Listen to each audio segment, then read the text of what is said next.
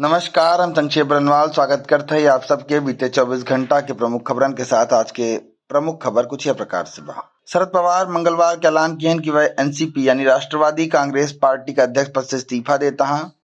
NCP के संस्थापक पवार अपने सियासी करियर की शुरुआत कांग्रेस से किरण में महाराष्ट्र के मुख्यमंत्री रह चुका हूं। केंद्र सरकार में कई महत्वपूर्ण मंत्रालयों की जिम्मेदारी भी संभाल चुका हूं। विदेश मंत्रालय सूडान में हिंसा सुरक्षा के मद्देनजर भारतीय दूतावास के सूडान के राजधानी खार्तूम से अस्थायी रूप से पोर्ट सूडान में स्थानांतरित किया बा। विदेश मंत्रालय कहे कि आगे घटनाक्रम के मद्देनजर स्थिति के आकलन किया जाए। गौरतलब है सूडान में सेना और सैनिक बलन के बीच हिंसक संघर्ष जारी।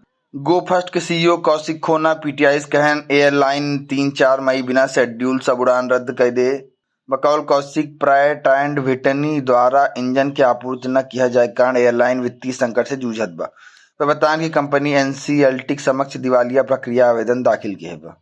मध्य प्रदेश के मुख्यमंत्री शिवराज सिंह चौहान मंगलवार के कहन लाडली लक्ष्मी योजना के तहत छात्रान के मेडिकल कॉलेज, चिन्हित इंजीनियरिंग कॉलेज, आईआईटी और सीएलएटी के जरिए एडमिशन ले वाले ला कॉलेज की फीस राज्य सरकार भरे।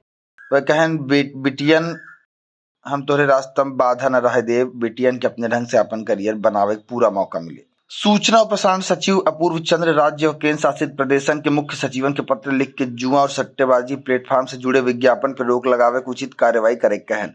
एकरे अलावा मंत्रालय private TV channel OTT platform के ऐसे विज्ञापन प्रसारित करे से बचे की सलाह दे।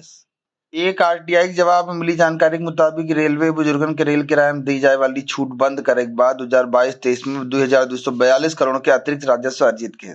बकौल आरटीआई 1 अप्रैल 2022 से 31 मार्च 2023 के बीच रेलवे करीब 8 करोड़ वरिष्ठ नागरिकन के रेल किराए पर कोई छूट न दे। दिल्ली कैपिटल्स मंगलवार की गुजरात टाइटंस के 5 रन से हराए दे।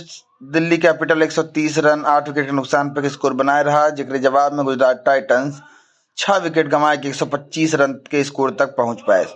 आईपीएल इतिहास में दिल्ली कैपिटल द्वारा डिफेंड किया गई सबसे कम टोटल है। दिल्ली कैपिटल आईपीएल 2023 के अंक तालिका में शीर्ष पर मौजूद जो गुजरात टाइटंस के लगातार 3 जीत का सिलसिला भी तोड़ रहे हैं। आज के अवधि राष्ट्रीय समाचार कुछ यह प्रकार से रहा।